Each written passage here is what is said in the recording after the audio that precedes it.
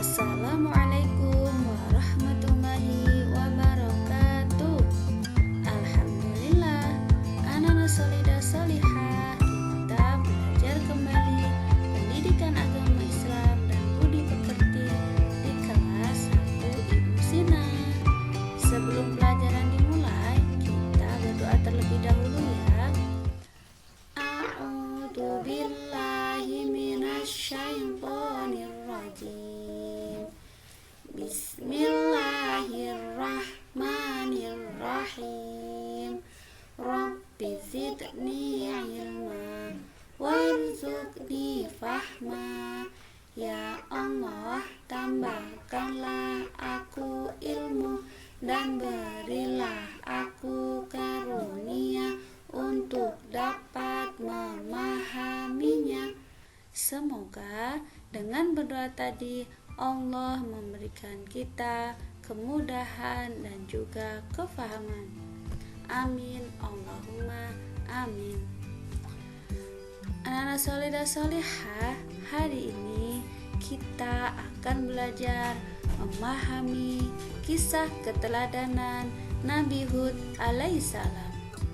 Tujuan pembelajaran di hari ini yang pertama, memahami kisah keteladanan Nabi Hud alaihissalam. 2.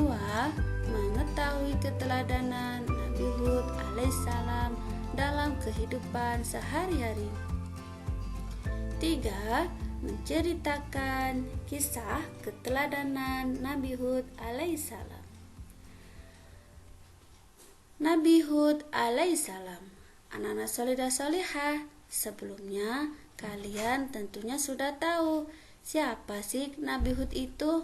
Oke, siapa yang sudah pernah tahu? Nabi Hud merupakan nabi yang diutus setelah Nabi Nuh alaihissalam. Nabi Hud berdakwah kepada kaum Ad. Kaum Ad tinggal di sebuah pegunungan Al-Aqaf. Kaum Ad mempunyai tubuh yang sangat kuat. Dan kaum Ad juga pintar memahat bangunan. Di sini kaum Ad hidup dalam kecukupan dan kemakmuran. Namun kaum Ad mereka menyembah berhala. Nabi Hud alaihissalam menasehati kaum Ad.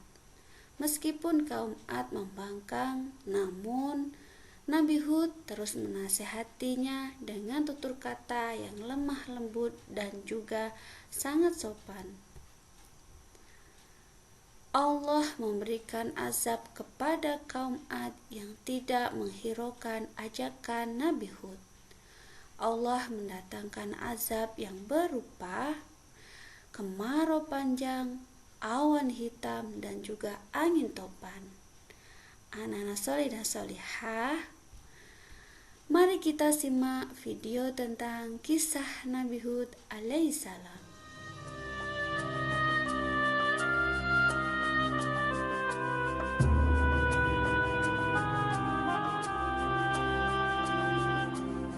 Kawan-kawan yang dikasihi Allah sekalian, kali ini kita hendak mengenali kisah Nabi Hud alaihissalam pula. Baginda diutuskan oleh Allah Subhanahu wa taala kepada kaum Ad. Ad adalah daripada keturunan kaum Nabi Nuh alaihissalam yang terselamat dari banjir besar. Mereka tinggal di Jazirah Arab di suatu tempat bernama Al-Ahqaf, terletak di antara Yaman dan Hadramaut. Tempat-tempat tinggal kaum Ad pula sangat indah dengan kebun-kebun bunga. Haiwan dan burung-burung suka membiak di lembah yang subur itu. Sungguh indah lembah itu. Mereka telah membina sebuah kota yang sangat cantik di dunia pada waktu itu. Di kota itu dibina bangunan-bangunan yang tinggi, jalan-jalan yang luas dan taman-taman yang sangat indah. Kaum Ad menamakan kota itu dengan Iram Zatil Imad. Adakah kaum Ad bersyukur di atas segala kurniaan Allah yang Maha Esa? Tidak sama sekali. Rupa-rupanya kaum Ad ini sangat bongkak dan telah melupakan ajaran Nabi Nuh alaihi salam. Ada riwayat mengatakan mereka adalah golongan yang pertama menyembah berhala selepas tragedi taufan dan banjir yang melanda kaum Nabi Nuh alaihi salam. Mereka membuat patung-patung yang besar, mengukirnya dengan cantik, lalu tunduk menyembahnya. Bagi kaum Ad yang jahil, itulah Tuhan-Tuhan yang memberi perlindungan, kebahagiaan dan segala kenikmatan hidup kepada mereka.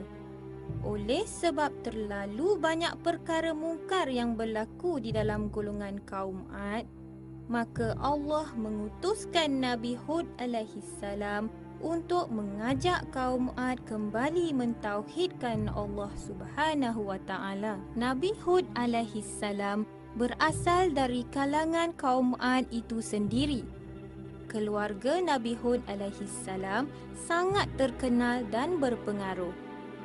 Dari kecil lagi, Nabi Hud alaihi salam dikenali sebagai seorang yang mempunyai budi pekerti yang sangat baik, jujur dan bijak. Dalam surah Al-A'raf ayat 65, Allah berfirman, dan kami mengutuskan Hud kepada saudaranya Ad. Dia berkata, Wahai kaumku, sembahlah Allah. Sekali-kali tidak ada Tuhan bagimu selain darinya.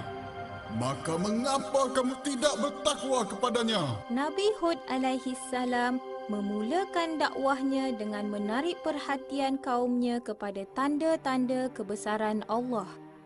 Nabi Hud alaihi salam menyeru kaumnya melihat alam di sekeliling mereka seperti tanah yang subur, air yang sentiasa mengalir dan juga tubuh-tubuh mereka yang tegap dan kuat.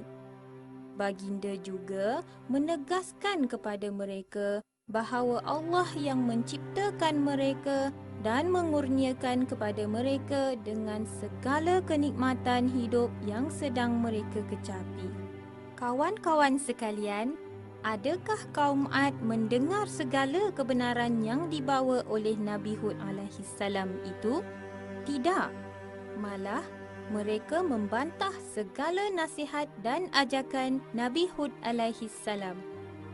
Mereka menuduh Nabi Hud alaihi salam gila dan bodoh kerana menyuruh mereka menyembah Allah dan meninggalkan sembahan-sembahan nenek moyang mereka.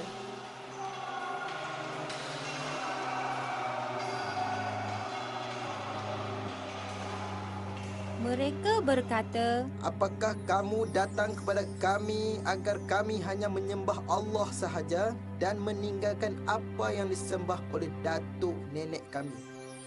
Maka datanglah azab yang kamu ancamkan kepada kami jika kamu termasuk orang-orang yang benar. Kawan-kawan sekalian, apakah azab yang menimpa kaum Ad?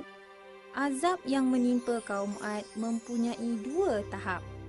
Tahap pertama adalah kemarau yang berpanjangan. Tiada setitis hujan pun yang turun selama beberapa tahun. Maka kering kontanglah tanah-tanah yang subur selama ini. Tanaman mereka tidak subur, haiwan-haiwan ternakan menjadi kurus kerana tiada makanan. Nabi Hud alaihi salam masih lagi cuba memujuk dan meyakinkan mereka. Kekeringan dan kemarau yang dialami oleh mereka adalah permulaan azab Allah. Tetapi malangnya nasihat Nabi Hud alaihi salam supaya bertaubat dan memohon ampun kepada Allah langsung tidak dihiraukan oleh kaum Ad yang degil itu. Bahkan mereka masih menyembah berhala untuk meminta pertolongan dari musibah yang menimpa mereka. Suatu hari, kaum Ad terlihat gumpalan awan yang hitam pekat sedang bergerak ke arah mereka. Mereka menyangkakan hujan akan turun dengan lebat membasahi tanah dan ladang-ladang mereka yang sudah lama kekeringan.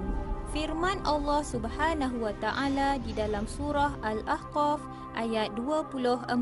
Maka tak kala mereka melihat azab itu berupa awan yang menuju ke lembah-lembah mereka. Berkatalah mereka, Inilah awan yang akan menurunkan hujan kepada kami.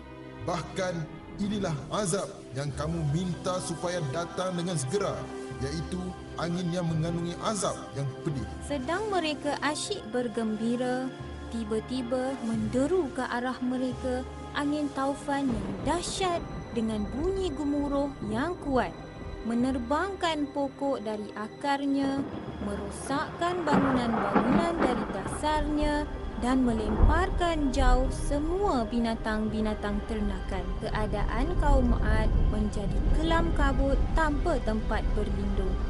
Mereka yang sombong dan ingkar selama ini dilambung tinggi lalu dihempas ke bumi dengan kepala ke bawah.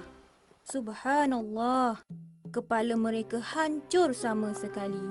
Hanya badan sahaja yang tinggal bergelimpangan seperti sampah yang busuk. Keterangan ini terdapat dalam surah Al-Qamar ayat 16 hingga 20. Sesungguhnya kami telah mengirimkan gelombang angin kepada mereka teramat laju, yakni kencang pada hari nahas secara terus-menerus. Angin itu menumbangkan setiap orang. Mereka bayangkan batang-batang kurma yang tumbang. Gelombang angin yang teramat kencang itu menghentam mereka selama 8 hari 7 malam. Hari-hari itu dalam bahasa Al-Quran disebut Ayamin Husuma atau hari-hari celaka. Kawan-kawan, pengajaran yang boleh diambil dari kisah Nabi Hud alaihi salam ini ialah Nabi Hud alaihi salam telah diutuskan pada satu kaum yang lupa daratan, degil, sombong dan jahil. Tetapi Nabi Hud alaihi salam seorang nabi yang sangat sabar dan mengajak kaumnya dengan penuh hikmah. Baginda cuma berharap kaumnya beriman kepada Allah Subhanahu wa taala. Sikap baginda yang tidak berputus asa inilah yang patut kita contohi. Begitu juga dengan kelebihan yang ada pada kaum Ad. Sebagai hamba Allah, kita tidak boleh bongkak dan takbur dengan kelebihan yang ada pada kita. Segala-galanya datang dari Allah Subhanahu wa taala. Tahukah kawan-kawan, pada awal tahun 1990-an, seorang ahli arkeologi amatur iaitu Nicholas Clapp telah menemui arkeologi kota Irom iaitu tempat kaum Ad tinggal. Melalui kajiannya, beliau telah menemui sebuah peta dilukis oleh ahli geografi berbangsa Mesir Yunani pada tahun 200 setelah Masihi. Peta tersebut menggambarkan kedudukan kota purba yang ditemui di kawasan tersebut serta jalan menuju ke sana. Kemudian, dengan pertolongan NASA, beliau menerima imej yang diambil dari pandangan satelit yang menunjukkan debu akibat perjalanan kafilah lebih jelas. Beliau membuat perbandingan antara kedua-dua gambar. Daripada kedua-duanya, beliau dapati debu serombongan kafilah yang terdapat pada peta purba adalah merupakan kepulan yang terdapat pada gambar satelit. Destinasi terakhir kepulan debu tersebut merupakan sebuah kawasan yang luas. Akhirnya, kerja cari gali dimulakan. Kesan sisa tersebut merupakan tiang-tiang dan menara kaum Ad seperti yang disebut dalam Al-Quran, Surah Al-Fajr, ayat 6 hingga 8. Maka, ini merupakan bukti yang paling kukuh bahawa kota purba yang ditemui adalah kota kaum Ad. Penemuan sisa kota ini juga membuktikan pemeliharaan dari Allah untuk kita menginsafi kejadian yang menimpa kaum Ad yang derhaka kepada Allah. Kisah Nabi Hud alaihissalam. Tadi sudah dijelaskan bahwasanya kaum Ad pintar memahat bangunan maupun berhala-berhala yang mereka sembah. Kisah Nabi Hud di dalam firman Allah Quran Surat Al-A'raf ayat 65 yang berbunyi, A'udzu billahi minasyaitonir rajim. Bismillahirrahmanirrahim. Wa ila 'adin akhahum huda. Qala ya qaumi ibudullaha ma lakum min ilahin khairuh. Afala tattaqun. Shadaqallahul azim. Artinya, dan kepada kaum Ad kami utus Hud, saudara mereka. Ia berkata, wahai kaumku, sembahlah Allah. Tidak ada Tuhan sembahan bagimu selain Dia.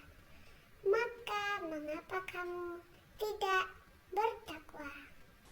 anak-anak solidah solihah, semoga dalam kehidupan sehari-hari kita senantiasa bisa meneladani kisah Nabi Hud alaihissalam.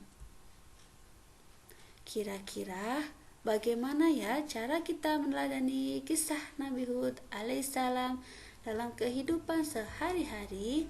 Yang pertama, santun dan berbudi luhur. 2. Bersabar. 3. Gigih dan tegas. 4. Taat beribadah kepada Allah. Semoga dalam kehidupan sehari-hari kita senantiasa memiliki sikap santun, sikap sabar, sikap yang gigih dan tegas, dan juga taat beribadah kepada Allah. Ketika kita sedang mengingatkan teman kita ataupun ada hal-hal yang harus diselesaikan, kita harus berbicara dengan santun. Dan ketika ada pembelajaran yang sulit kita pahami, kita harus gigih. Dan jangan lupa kita harus senantiasa taat beribadah kepada Allah. Jangan lupa sholat 5 waktu, jangan sampai terlambat. Alhamdulillah, anak-anak solidah solihah, pembelajaran di hari ini telah selesai. Mari kita akhiri dengan membaca hamdalah bersama-sama. Alhamdulillahirabbil alamin. Segala puji bagi Allah, Tuhan semesta alam. Wabillahi taufiq wal hidayah. Wassalamualaikum warahmatullahi wabarakatuh.